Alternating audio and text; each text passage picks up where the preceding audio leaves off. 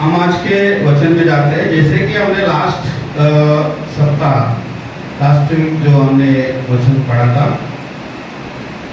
वो वचन ये था, और उसने उससे कहा, तुम सारे जगत में जाकर सारी सृष्टि के लोगों को सुसमाचार प्रचार करो।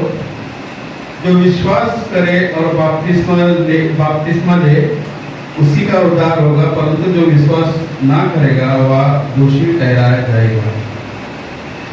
लास्ट वीक में हमने सुसमाचार के बारे में जाना। आज हम जो जान रहे हैं बपतिस्मा के बारे में। जब हम सुसमाचार को जानते हैं, उसके बाद में उसका बाद में जो स्टेप है वो क्या है, वही स्टेप हम आज आपसे मैं डिस्कस करने जा रहा हूँ। आपसे मैं उसी का प्रचार, उसी का वचन में हम देखेंगे। जैसे आज का वचन हमने पढ़ा, मरकुस 16 अध्याय 16 वचन, जो विश्वास करे और बपतिस्मा ले उसी का उद्धार होगा, परंतु जो विश्वास ना करेगा वह दोषी ठहराया जाएगा। यानी सुसमाचार हमने कल क्या समझा था? सुसमाचार ये था कि प्रभु यीशु मसीह ने हमारे लिए इस दुनिया में आए, मनुष्य के रूप में हमारे पापों के लिए उन्होंने क्रूस पे अपना प्राण दिया, फिर वो गाड़े गए, फिर तीसरे दिन जी उठे। जब ये सुसमाचार हम विश्वास करेंगे कि वो हमारे पापों के लिए मारा गया, गाड़ा गया और जिंदा हुआ, तब हमारा उस सुसमाचार को विश्वास करेंगे, फिर हम बपतिस्मा लेंगे तो हमारा उद्धार होगा। बपतिस्मा जो वर्ड है ना, ये ग्रीक वर्ड बाप्टिजो से आया है। इसका जो अर्थ है, इसका जो मतलब है कि पानी में डुबाना या उसमें धोना या दफनाना, ऐसे इसके बाप्टिजो के अर्थ आते हैं। तो जैसे हमारे बाइबल में आप देखेंगे तो बपतिस्मा जो है, यीशु मसीह ने भी होता नदी में बपतिस्मा लिया था। तो बपतिस्मा जो है ये यानी आप ऐसा नहीं कि ऑप्शनल है कि आप लो तो चलेगा, नहीं लो तो नहीं चलेगा, ऐसा नहीं है। बपतिस्मा जो है ना वो आज्ञा है। प्रभु मसीह जब जिंदा होकर जब शिष्यों से मिला, उन्होंने आज्ञा दिया कि सारे जगत को आप सुसमाचार सुनाओ, जो विश्वास करके बपतिस्मा लेगा वो उद्धार पाएगा। ऐसा नहीं कि वहां पे ये जो ऑप्शनल लिखा है कि बपतिस्मा ले या ना ले तो भी उद्धार पाएगा। तो बपतिस्मा लेगा वही उद्धार पाएगा। बपतिस्मा कब लेना चाहिए? जैसे हम वचन में देखेंगे, प्रेरितों का काम 22वां अध्याय 16। यहाँ पे जैसे पौलुस सौल था, तो उसके पास जब अननिया आया और उसको जैसे वो अंधा हुआ तो उसको अंधापन से छुटकारा दिया। उसके बाद तो अननिया ने जब यहाँ पे पढ़ते हैं, अब क्यों देर करता है, उठ बपतिस्मा ले और उसका नाम लेकर अपने पापों को धो ले। यानी जैसे ही सौल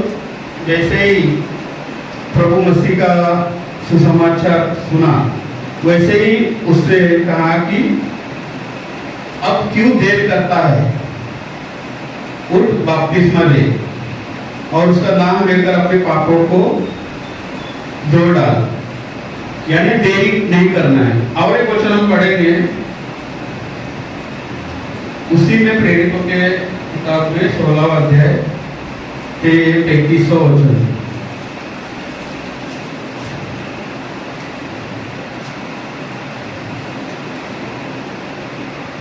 यहाँ पे कैसा है, पौलुस और सीलास को ना बंदी गृह में बंदी किया होता है। तो रात को जैसे वहाँ का जेल का दरवाजा खुलता है, तो वहाँ का जो पहरेदार रहता है ना, वो डर जाता है। उसके बाद पहरेदार को ये सुसमाचार समझाते, तो समझाते। मैं 32 से पढ़ता हूँ। और उन्होंने उनको और उनके सारे घर के लोगों को प्रभु का वचन सुनाया। तो रात को उसी घड़ी उसने उन्हें ले जाकर उनके गांव गए और उनसे अपने सब लोगों समेत तुरंत बपतिस्मा लिया। तो रात को ये हो रहा है, रात को ही को सुसमाचार मिला, तो रात को ही वो बपतिस्मा उन्होंने लिया। ऐसा नहीं कि सुबह तक उन्होंने वेट किया। जैसे ही उनको सुसमाचार समझ में आया, प्रभु का वचन समझ में आया, वैसे ही उन्होंने बपतिस्मा लिया। वैसे ही हम अगर उसी प्रेरितों की किताब 2 अध्याय 36 वचन पढ़ेंगे, 36वां वचन पढ़ेंगे, तो यहाँ पे मैं पढ़ता हूँ।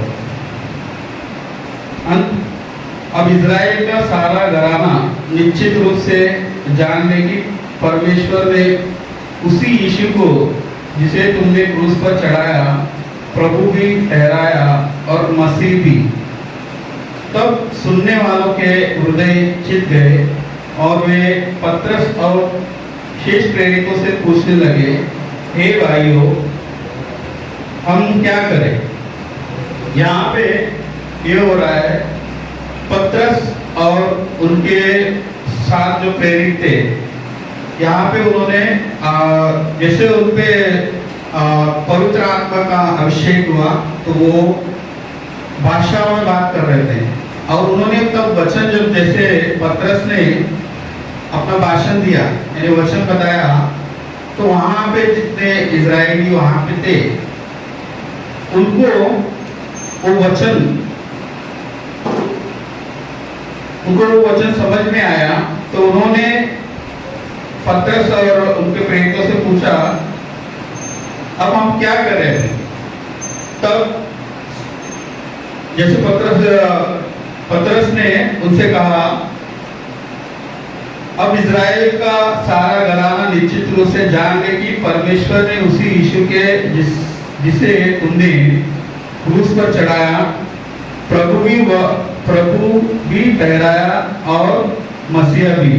तब सुनने वाले के हृदय चित गए और वे पतरस से और शेष प्रेरितों से पूछने लगे, हे भाइयों, हम क्या करें? यानी जब हम मसीह का सुसमाचार सुनते हैं, यहाँ पे उनका हृदय चित गए करके लिखा हुआ है, यानी उनको इतना दर्द हुआ कि वो पूछने लगे क्या करें। तो उन्होंने जवाब में क्या बताया? पतरस ने उनसे कहा, मन फिराओ और तुममें से हर एक अपने अपने पापों के क्षमा के लिए यीशु मसीह के नाम से बपतिस्मा ले, तो तुम पवित्र आत्मा का दान पाओगे। जैसे ही उनको वचन का ज्ञान हुआ, जैसे ही उनके वचन समझा, तो उन्होंने पूछा, और पतरस ने क्या कहा कि आप बपतिस्मा लो, जब भी बपतिस्मा लोगे तो तुमको पवित्र आत्मा का दान पाओगे करके। तो मैं ये वचनों से आपको यही समझाना चाह रहा हूँ कि बपतिस्मा जो होता है ना, ऐसा नहीं होता है कि हम कभी भी आराम से लेंगे करके। बपतिस्मा ऐसा है, जैसे ही आपको वचन का, जैसे ही सुसमाचार का आपको समझ में आया, जैसे आपको पता चला सुसमाचार क्या है, वैसे आपको बपतिस्मा लेना जरूरी है। हम एज ए क्रिश्चियन, यहाँ पे बहुत जनों ने बपतिस्मा लिया होगा और बहुत जनों ने नहीं लिया होगा। एज ए क्रिश्चियन हम इतने साल से चर्च आ रहे हैं और चर्च में आते हुए बहुत सालों से हम वचन सुन रहे हैं। अगर हमने अभी तक बपतिस्मा नहीं लिया है, अब बहुत जन आप सोचते होंगे, जैसे ब्रदर पिछले हफ्ते से आप विश्वास करो, कह रहे हैं, हम तो विश्वास कर ही रहे है ना।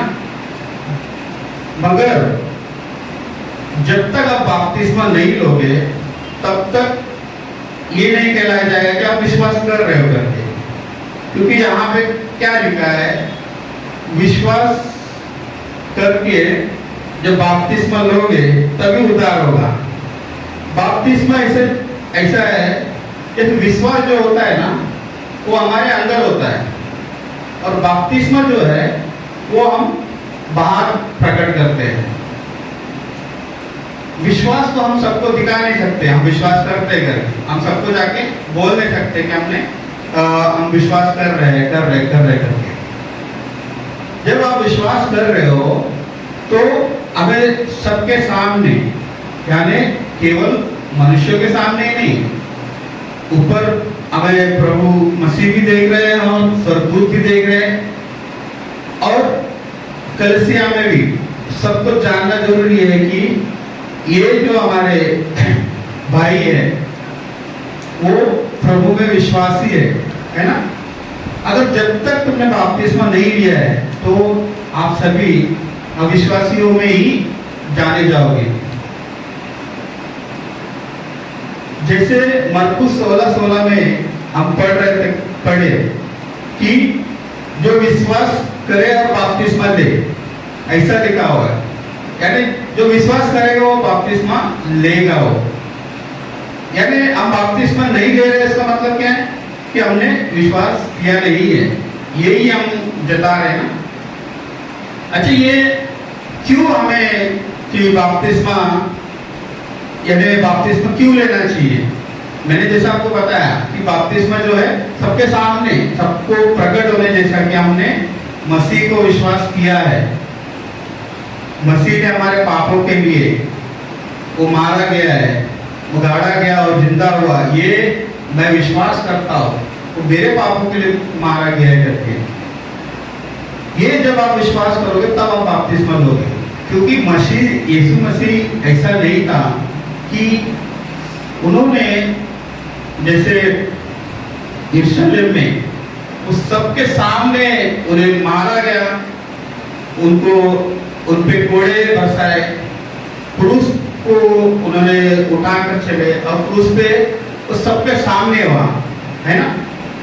ऐसा नहीं है कि यीशु मसीह कहीं सीक्रेटली उन्होंने अपना जान दिया, उन्होंने अपने लिए सबके सामने ही अपना जान दिया। तो हमें भी सबके सामने खुशी खुशी हमें यीशु मसीह पे विश्वास करके उनको अपनाना चाहिए, तभी वो मसीह में हम विश्वासी कहलाएंगे। तब तक हम ये सोच रहे हैं कि हम सीक्रेट क्रिश्चियन, यानी हम अंदर ही अंदर विश्वास करेंगे, अरे भाई ठीक है हम विश्वास करते हैं, उसमें क्या है, ऐसा नहीं है। क्योंकि प्रभु की आज्ञा है आपको बपतिस्मा भी लेना है। ये मैं फोर्स करके आपको बता नहीं रहा हूँ, ये आप ऐसा मत सोचना कि हमारे पास्टर जी भी आपको समझाते हैं, बहुत से एल्डर्स हो गए, ये आपको कभी फोर्सफुली लेना नहीं है। ये कब लेना है?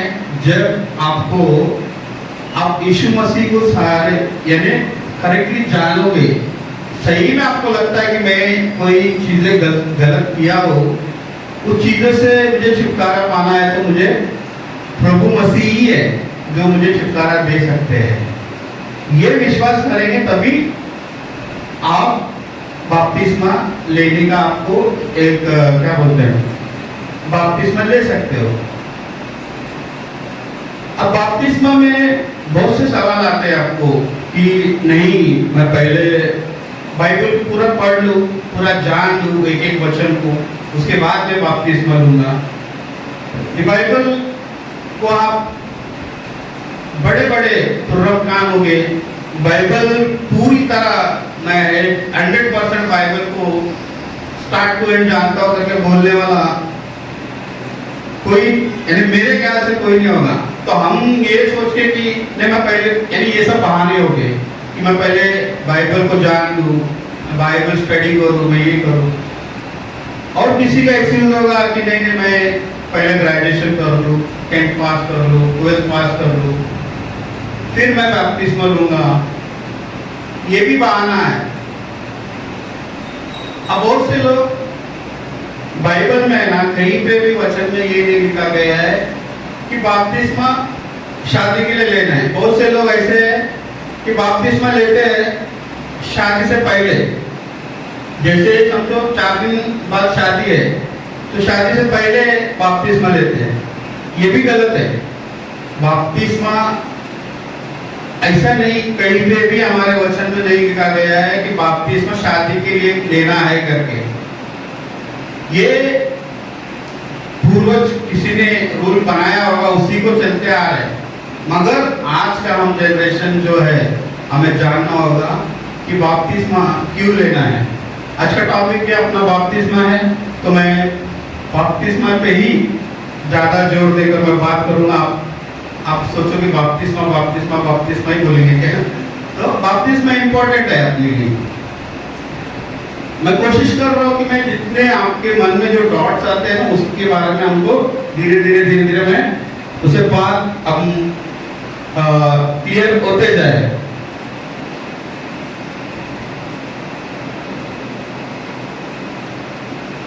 एक वचन पढ़ते हैं यूहन्ना 3 अध्याय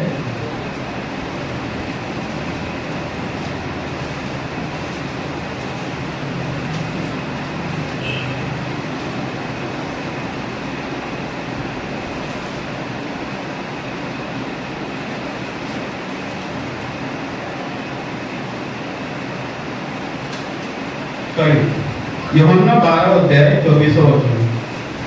मैं तुमसे सच सच कहता हूँ कि जब तक गेहूं का दाना भूमि में पड़कर मर नहीं जाता वह अकेला रहता है, परंतु जब मर जाता है तो बहुत फल लाता है। यानी जब तक हम देखो अपना एक जन्म हुआ और एक मृत्यु होगी, यानी हम एक बार जिएंगे और एक बार मरेंगे। मगर प्रभु यीशु मसीह क्या कहते हैं 3 अध्याय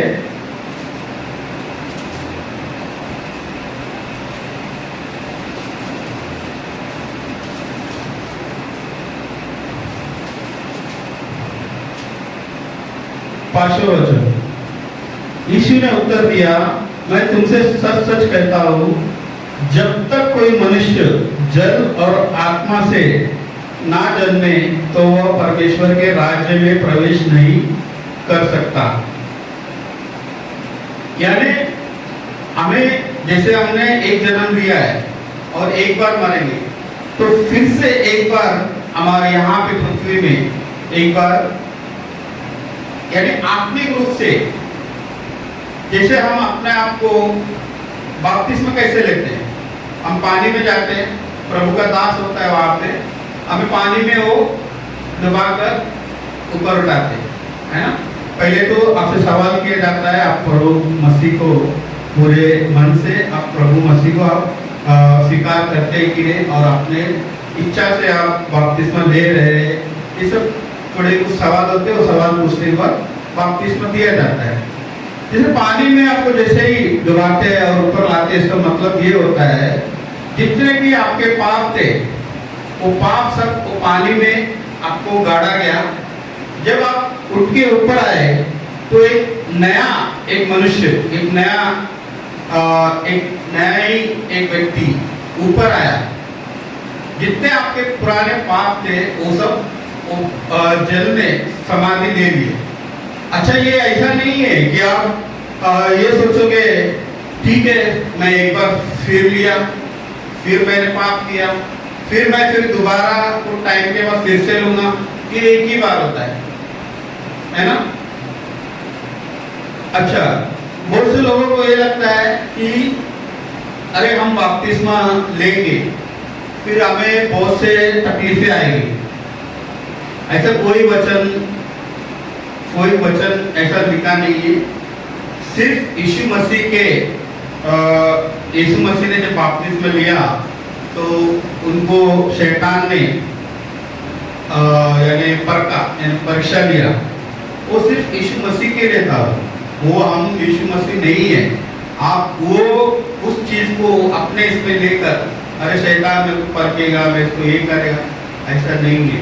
आप जब बपतिस्मा लोगे तो आपको पवित्र आत्मा आपके साथ रहकर, जैसे पहले आप खुद लड़ रहे थे पाप से, जैसे बपतिस्मा लेने के बाद आपको पवित्र आत्मा का अनुग्रह होगा, तो आपको एक सपोर्ट भी मिलेगा कि पवित्र आत्मा से मिलके आप लड़ सकते हो। आपका जो हृदय है वो एक नया हो जाएगा, है ना। तो ऐसा नहीं है कि आप बपतिस्मा लेने के बाद आपसे चूक नहीं हो सकती है। चूक होने के चांसेस है, क्योंकि हम जो मनुष्य है ना, वो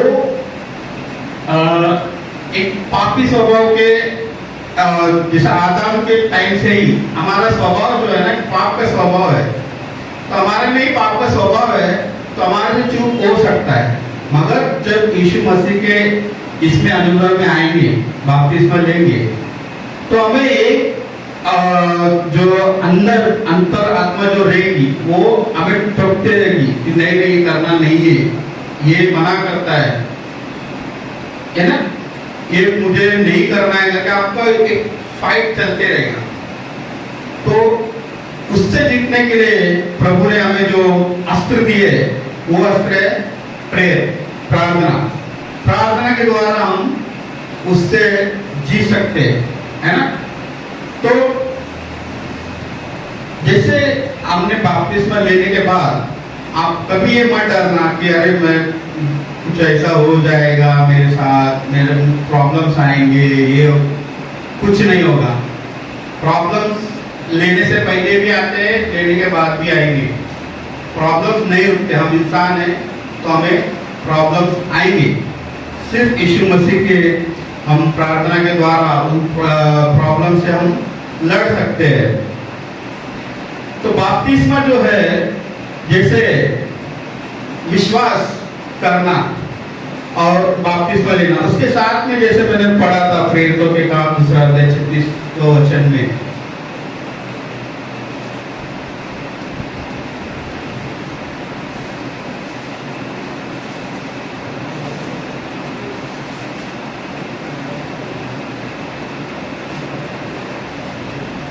निकाले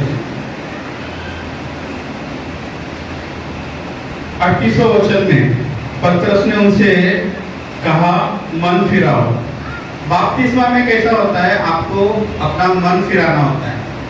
मन फिराना क्या होता है, जो हमारा मन है, अभी हमारा मन जो ऐसा ना, और दुनिया के जो क्या बोलते हैं, दुनिया के रीति रिवाजों के तरफ, जो पाप के दुनिया का ये है, उसके तरफ हमारा मन है।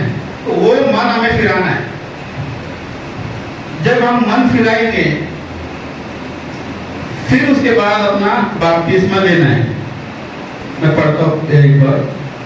पतरस ने उनसे कहा, मन फिराओ और तुम में से हर एक अपने अपने पापों को क्षमा के लिए यीशु मसीह के नाम से बपतिस्मा ले, तो तुम पवित्र आत्मा का दान पाओगे। अपना मन फिराकर अपने अपने पापों के क्षमा के लिए, है ना। बपतिस्मा किसके लिए लेना है, अपने अपने पापों के क्षमा के लिए बपतिस्मा लेना है। मन फिराना यानी, मैं आपको जैसे हमने 16 वचन में जो पढ़ा था, विश्वास करना एक अपना पुराने नियम में ना एक घटना है, मैं आपको, हम पढ़ते हैं उसको, यूहन्ना का किताब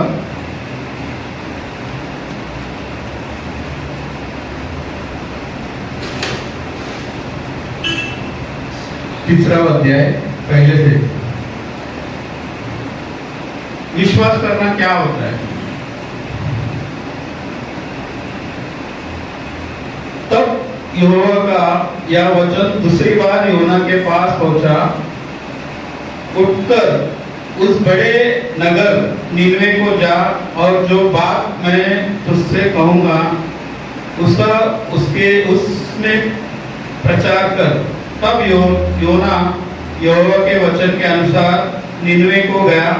निनवे एक बहुत बड़ा नगर था, वह 3 दिन का यात्रा का था।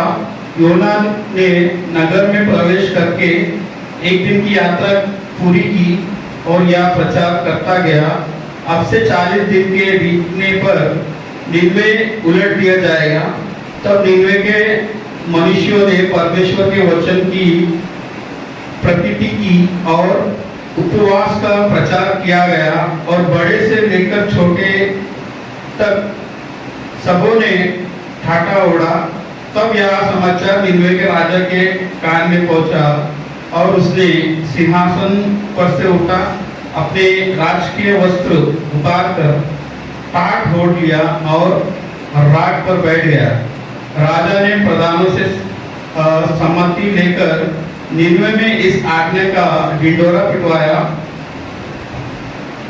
क्या मनुष्य, क्या गाय बैल, क्या भेड़ बकरी या अन्य पशु कोई कुछ भी ना खाए, वे ना खाए और ना पानी पिए। मनुष्य और पशु दोनों टाट ओढ़े और वे परमेश्वर की दुहाई चिल्ला चिल्ला कर दे। यहाँ पर ऐसा लिखा हुआ है, निनवे एक नगर था। परमेश्वर ने योना को आज्ञा दिया कि ये निनवे जो नगर है, इसको मैं 40 दिन के बाद इसको मैं तबाह कर दूंगा। तुम जाकर उन्हें ये प्रचार करो कि तुम्हारे पापों के कारण इस नगर को मैं तबाह करने वाला हूँ। ये जो नगर जो था ना, ये 3 दिन की यात्रा का नगर था, यानी 3 दिन यात्रा कर चल के जाएंगे तो 3 दिन में वो नगर कंप्लीट हो जाता है। मगर योना ने, 4 वचन में, योना ने नगर में प्रवेश करके 1 दिन की यात्रा पूरी की, यानी 1 दिन तक चला योना चलकर और यहाँ प्रचार करता गया। अब से 40 दिन के बीतने पर निनवे उलट दिया जाएगा, यानी निनवे तबाह हो जाएगा। उसने 1 दिन का जो यात्रा करके वहां पे उनको प्रचार किया। जैसे प्रचार किया, लोगों ने उसे विश्वास करके तुरंत टाट ओढ़कर, टाट पहनकर, टाट पहनना बोले तो जाड़ा वस्त्र होता है, उसे पहनना, अपना शोक उस टाइम पे अपना शोक प्रकट करने के लिए वो टाट कपड़े पहनते थे। जो अभी ये हल्के कपड़े हैं ना, जो जाड़ा से जैसे कपड़े होते हैं ना, वो पहन के और वो बैठ जाते थे और उपवास पे बैठ गए हो। वैसे ही वहां का राजा, तब यह समाचार निनवे के राजा के कान में पहुंचा और उसने सिंहासन पर से उठा, अपने राजकीय वस्त्र उतार कर टाट ओढ़ लिया। अब वहां के राजा को भी ये समाचार पहुंचा। अब एक आदमी इजराइल से जा रहा है निनवे में, और एक आदमी जाके उस नगर में बोलता है कि आपका नगर तबाह होने वाला है। तो एक आदमी की बात कोई सुनता है क्या? राजा क्या बोलेगा, कौन है वो बेवकूफ, हाँ हमारे नगर में आके ये क्या प्रचार कर रहा, पहले उसको जाके मारो, ऐसा बोलते ना। मगर वैसा नहीं हुआ। निनवे के लोगों ने यहोवा के जो बात को उन्होंने यकीन किया, विश्वास किया और उन्होंने उपवास प्रकट किया। वहां पे वैसा नहीं था कि उन्होंने उपवास प्रकट किया, उन्होंने उपवास किया, वहां के बच्चों ने और जानवरों से भी उपवास करवाया। ये होता है विश्वास। इस तरह का विश्वास हमारे में होना चाहिए। ये सब विश्वास करके जब हम बपतिस्मा में उतरेंगे, बपतिस्मा लेंगे, तब हमारा उद्धार होगा। ऐसा भी है कि बहुत सारे लोगों का जो गलतफहमी ऐसा है कि ये सोचते अरे इतने बहुत सारे चर्च में हो गए या हमारे भी चर्च में हो गए, अरे इनको देखो इन्होंने बपतिस्मा लेके क्या कर दिया, बपतिस्मा लिए, प्रवचन बोलते हैं, फिर गलत काम करते हैं। तो मैं मैं इनको देख के क्या बपतिस्मा लूं? ऐसे भी सवाल आते हैं, है ना? मैं क्या कहता हूं, आप किसी इंसान को अपना आदर्श कभी नहीं मानना। कोई इंसान को देखकर कि बपतिस्मा लेकर भटक जाता है करके, वो इंसान को देखकर कभी अपने आदर्श को मत मानना। आपको एक सच्चाई बताता हूँ। आप जानते होंगे ये बजिंदर, क्या प्रॉफिट बजिंदर बोलते हैं, प्रॉफिट बजिंदर, उनके कितने फॉलोअर है, कितने आदर्श है। आज उन पे सेक्सुअल हरासमेंट का केस होकर वो जेल में। जितने भी उनके फॉलोअर रहेंगे, जिसको उसको आदर्श मानते होंगे, उनका क्या होता होगा? तो कभी भी कहीं पे भी किसी इंसान को आप अपना आदर्श नहीं मानना। सिर्फ आपका आदर्श होना चाहिए सिर्फ यीशु मसीह, है ना? क्योंकि वो यीशु मसीह में एक यानी तिनका भर का भी पाप नहीं है उनमें। वो ही बिन पाप के हमारे परमेश्वर है। उनको ही अपने जीवन का आदर्श मानो। किसी इंसान को मत देखना कि ये इंसान बपतिस्मा लेके भी ऐसा हरकतें कर रहा है तो मैं क्यों लूं, ये कभी मत सोचना। वो अपना जो भी करे, आप सिर्फ प्रभु यीशु मसीह को फॉलो करके उनको अपना आधार मानकर, अपना क्या बोलते हैं, उद्धार करता मानकर उन्हें उनके साथ उनको ही आप फॉलो करो। इस दुनिया में किसी भी इंसान को अपना आदर्श नहीं रखना।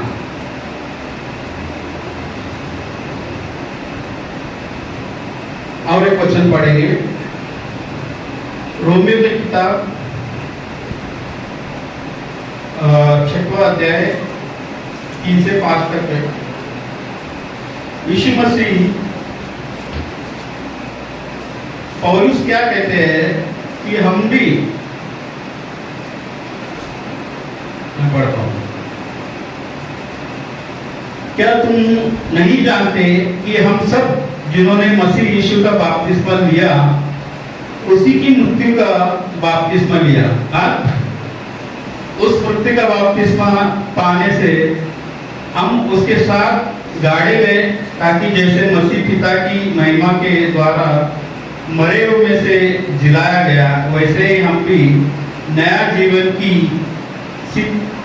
चाल चले। यहाँ पे प्रेरित पौलुस कहते हैं कि तुम नहीं जानते कि हम सब जिन्होंने मसीह यीशु का बपतिस्मा लिया उसकी मृत्यु की बपतिस्मा लिया। जैसे यीशु मसीह ने उनका मृत्यु हुआ, वो गाड़ा गया, वैसे हमने भी यीशु मसीह के मृत्यु का बपतिस्मा लिया है। हम उस मृत्यु का बपतिस्मा पाने से हम उसके साथ गाड़े गए, ताकि जैसे मसीह पिता की महिमा के द्वारा मरे हुए में से जिलाया गया, वैसे ही हम भी नए जीवन की चाल चले। अपना भी जो चाल चलन कैसा, बपतिस्मा लेने के बाद अपना भी बपतिस्मा कैसा होना चाहिए, नया जीवन की चाल चलन होना चाहिए।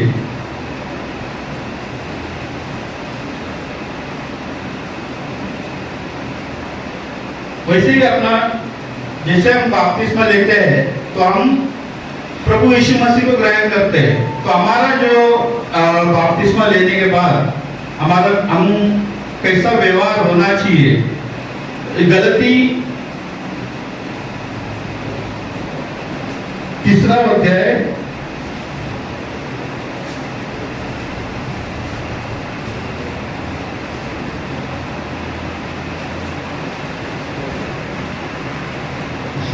2 अध्याय 20वां वचन, मैं मसीह के साथ क्रूस पर चढ़ाया गया हूँ। अब मैं जीवित ना रहा, पर मसीह मुझ में जीवित है, और मैं शरीर में अब जो जीवित हूँ तो केवल उसी विश्वास से जीवित हूँ जो परमेश्वर के पुत्र पर है, जिसने मुझसे प्रेम किया और मेरे लिए अपने आप को दे दिया। पौलुस कहते हैं कि अभी जो मैं जीवित हूँ वो मसीह के मैं मसीह के साथ क्रूस पर चढ़ाया गया। अब मैं जीवित ना रहा, पर मसीह मुझ में जीवित है।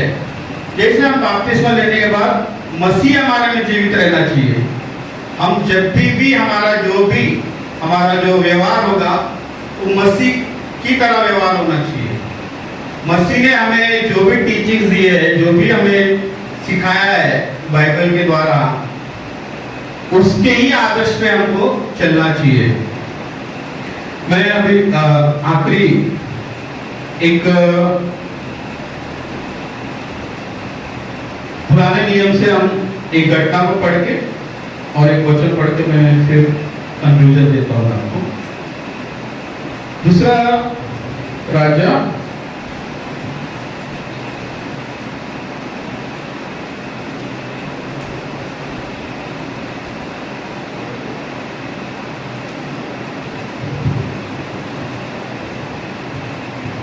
5वां अध्याय।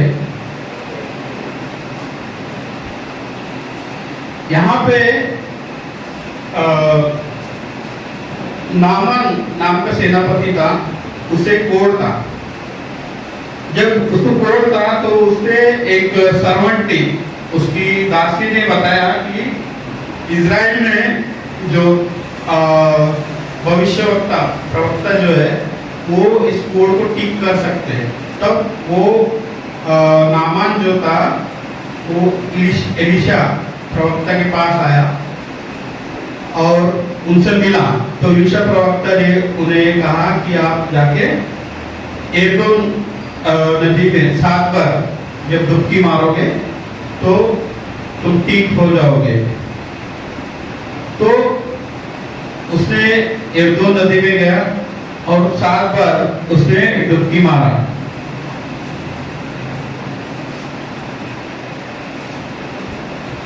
तेरह वचन से मैं पढ़ता हूँ। तब उसके सेवक पास आकर कहने लगे, ये हमारे पिता यानी भविष्यवक्ता तुझे कोई भारी काम करने की आज्ञा देता तो क्या तू उसे ना करता? फिर जब वह कहता है कि स्नान करके शुद्ध हो जा, तो कितना अधिक इसे मानना चाहिए।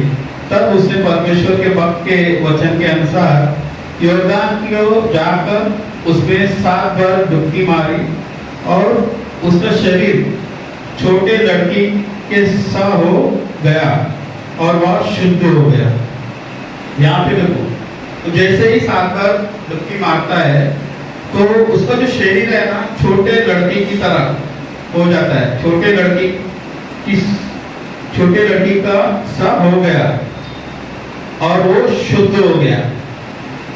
यहाँ पे एलिशा जो भविष्यवक्ता था उसका बात मारकर उन्होंने जैसे यॉर्दान में अपनी डुबकी मारा तो उसका शरीर छोटे लड़के की तरह हो गया।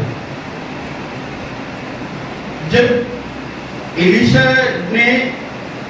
एलिशा से भी बढ़ के यानी उनसे भी बढ़ के हमारे यीशु मसीह है, उन्होंने हमारे पापों के लिए अपना प्राण दिया है ना। इतना उन्होंने पीड़ा सहन किया, उनको मारा गया। जब इतना पीड़ा सहन हमारे लिए मार खाकर हमारे लिए उन्होंने अपना जान देने के बाद जब वो अगर हमें कहते, हमें आज्ञा देते, वो एलिशा से भी बढ़ के है। एलिशा ने किसी के लिए अपना प्राण नहीं दिया, मगर उसके एक बात सुनकर उस पर विश्वास कर जैसे नामान यॉर्दान में डुबकी मारता है तो एक बच्चे सा का हो जाता है। अगर हम यीशु मसीह के यानी उनकी आज्ञा को मानकर जो हमारे पापों के लिए मरा तो हमारा भी जीवन एक बच्चे की तरह हो जाएगा, है ना। हमें भी यीशु मसीह क्या आज्ञा दे रहे कि आप पानी की बपतिस्मा लो तो आपको भी आपका उद्धार होगा। नामान ने एलिशा की बात मानी, हम यीशु मसीह की बात नहीं मान सकते क्या? यीशु मसीह एलिशा से बहुत ही ग्रेट है, यानी बहुत ऊंचे है। वो यहोवा परमेश्वर का क्या कहते हैं, परमेश्वर के परमेश्वर है, तो उनके वचन को मानना भी हमारा कर्तव्य है। तो बपतिस्मा हमारे लाइफ का बहुत ही इंपॉर्टेंट पार्ट है। बपतिस्मा लेना हमारे जीवन को बदल देता है। तो मैंने बहुत से पॉइंट को ट्राई किया कि कवर करने के लिए, जैसे बहुत से डाउट्स आपके मन में आते हैं, तो वो डाउट्स को मैं क्लियर करने की कोशिश किया हो। मैं एक लास्ट वचन पढ़ के, जैसे हमारे 2020 में जैसे कोरोना आया था, आपको वो टाइम पे हमने क्या किया कि कोरोना से बचने के लिए हमने सबने कोरोना का वैक्सीन लिया था, है ना।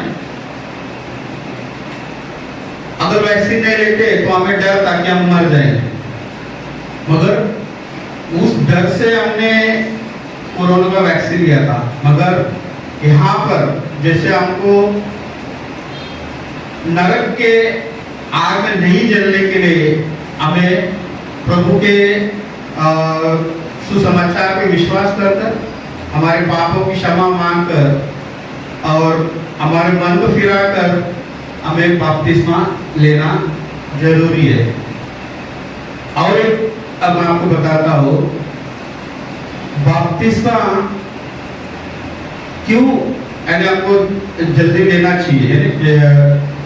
आप समझो आप रात में सो रहे हो, अचानक आपको हल्का सा एक बदबू आया, जलने की बदबू आ रही है, कुछ वायरिंग में जल रहा है, आपने देखा अरे वायरिंग जल रहा है, तो आप क्या करोगे? आप वैसे सो जाओगे, अरे ठीक है जल्दी सुबह देखेंगे हम, या शोर मचाओगे, उठ के हल्ला करोगे, अपने माता पिता को सबको बुलाकर बोलोगे अरे आग लगने वाली है। जलने का डर है ना, पूरा घर जलेगा तो हम भी जल जाएंगे ना, जलने का डर है। इस दुनिया में हम एक बार जल के मर सकते हैं, वो जलना एक बार का ही होगा, मगर अगर नरक के आग में हम गिर जाए तो वो नरक का आग कभी नहीं बुझता, जीवन भर जलेंगे वहां पे। ये बुझाना हमको इतना अर्जेंसी लग रहा है कि ये बुझाना है, नहीं तो मैं जल जाऊंगा करके, मर जाऊंगा करके। वैसे ही हमें नरक के आग से बचने के लिए हमें बपतिस्मा लेना जरूरी है। जल्द से जल्द जितना आपको एक बार सोच समझ कर आप अपना डिसाइड करिए। ऐसा नहीं है बपतिस्मा बच्चे को ही दिया जाता है करके, आप पहले अपने हाथ से ही अपने मन को फिरा कर, आप समझ कर आपको बपतिस्मा लेना है। लास्ट एक वचन पढ़ेंगे और मैं समाप्त करूंगा। मत्ती सुसमाचार, ये वचन आपने पढ़ा भी होगा, 28-19 अध्याय 19 वचन।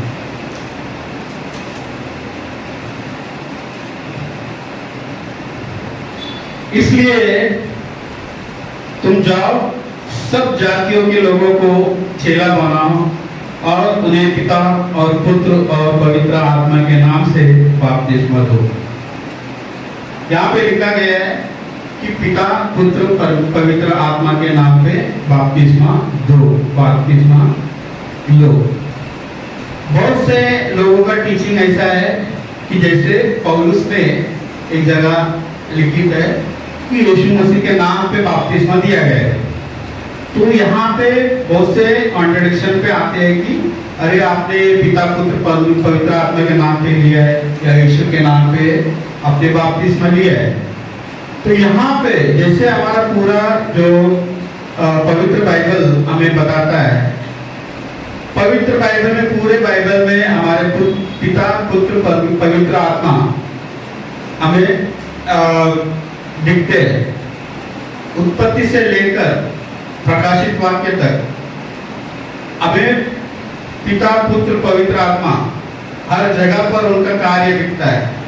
तो हमें पिता पुत्र पवित्र आत्मा को ही हमें मानना चाहिए। अगर कोई यीशु मसीह के नाम पे बपतिस्मा लेने की कह रहा है तो वो भी अगर ये मानता है पिता पुत्र पवित्र आत्मा ट्रिनिटी जो एक है वो मानते हैं तो हम यीशु मसीह के नाम पे भी ले सकते हैं। पिता पुत्र पवित्र आत्मा एक है, इसे ट्रिनिटी कहते हैं, त्रिएक भगवान। ये ट्रिनिटी को जो मानकर हम बपतिस्मा लेते हैं तो वो बपतिस्मा माना जाएगा। तो इसमें कंफ्यूज कभी मत रहना। तो हमारा पिता पुत्र पवित्र आत्मा के बारे में भी कभी हमें जो मौका मिलेगा तो हम इस पे भी मनन करेंगे।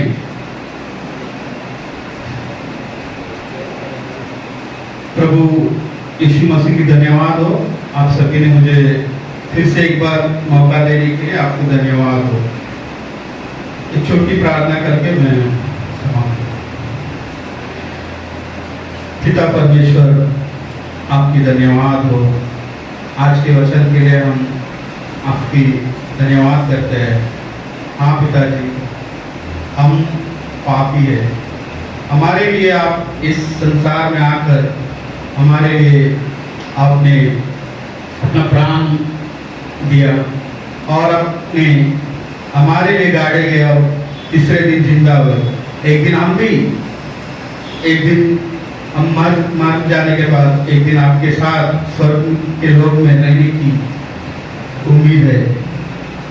आज का जो वचन हम आप पे विश्वास कर हम आपके नाम के बपतिस्मा लेकर हम उद्धार पाना चाहते हैं पिताजी। ये वचन हर एक के मन को खोल और उनके मन में इसको स्थापित कर, और कुछ अगर उनको डाउट होगा तो आप क्लियर करिए प्रभु जी। मैं कुछ भी नहीं हूँ प्रभु जी, आपने जो मेरे मुख से इस वचन को आपने प्रकट किया है उसके लिए धन्यवाद। इस यूथ मीटिंग को इसी तरह आप बहुताई से आशीष दे। हर एक जो यूथ के जो कमेटी है, प्रेसिडेंट हो गए, सेक्रेटरी हो गए, ट्रेजरर हो गए और मेंबर्स हो गए, हर एक को आपके वचन के लिए, आपके सेवा के लिए उन्हें आप यूज करिए और इस यूथ मीटिंग को ऐसे ही बढ़ाती रहिए।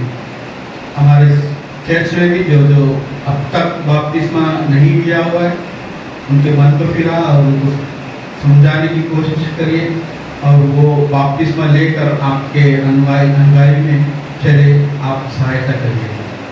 एक छोटी सी प्रार्थना हम प्रभु मसीह के नाम से मांगते हैं। आमीन।